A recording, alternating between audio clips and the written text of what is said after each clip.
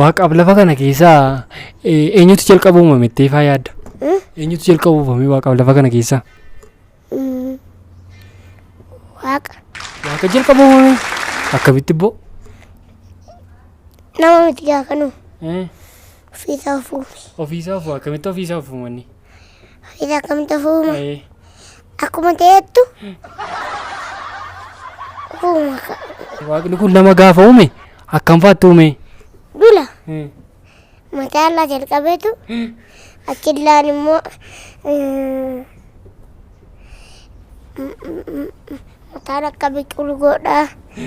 Achillaan bakka kanatti immoo biyyee keessatti naqa. Achillaan asitti fuula baasa, asitti fuula baasa. Achiin immoo asitti dugda baasa asitti. Amma asitti immoo galaa baasa. Asitti luka baasa. Asitti immoo kan ittiin deemtu baasa. Mataan keenya afaan maal baateera reema? Biyyee. Ati otoo duute biyyeen sun lafatti deebisu bakka lubbuun kee immoo waaqa bulchu.